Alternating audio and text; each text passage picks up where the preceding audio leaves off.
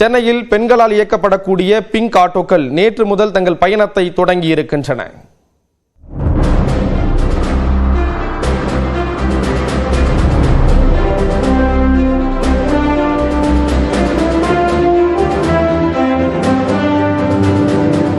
இவ்வாறாக ரோஜா பூக்கள் வரிசை கட்டி செல்லும் வகையில் வரிசை கட்டி செல்லும் இளஞ்சிவப்பு ஆட்டோக்கள் இளஞ்சிவப்பு சீருடை அணிந்த மகளிரால் இயக்கப்பட உள்ளன.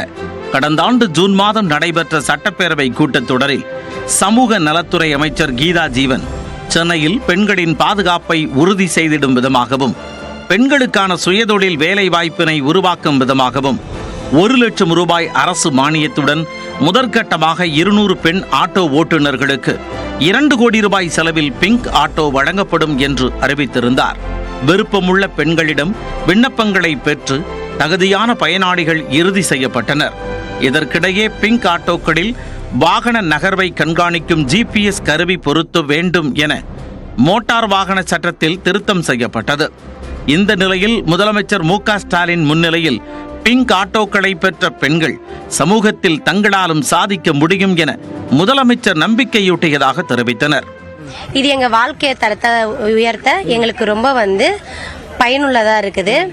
இதனால பெண்கள் தனியா தெரிவாங்க. தனது நீண்ட நாள் சுயதொழில் கனவு நிறைவேறியதாக மகளிர் நிகழ்ச்சியுடன் கூறினர்.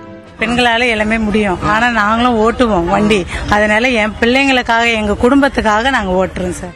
தாங்களும் சொந்த காலில் நிற்க அரசு வழிவகை செய்திருப்பதாகவும் பிங்க் ஆட்டோ ஓட்டுநர்கள் தெரிவித்தனர். சொந்தமா எதனா ஒரு முயற்சி பண்ணுவோம் அப்படின்னு பார்த்தா ஓகே, நம்ம என்ன பண்ணலாம், வீட்டையும் பார்க்கணும், பட் நம்ம மந்த்லி இன்கமும் வேணும் அப்படின்னும் போது சரி ஆட்டோ ஃபீல்டுக்கு வந்தேன். பட் இது ஒரு எனக்கு ட்ரீமும் கூட, லைஃப்ல ஒரு ட்ரீம் இருந்துச்சு, அது இப்ப நிறைவேற மாதிரி ஒரு ஃபீல் ஆகுது.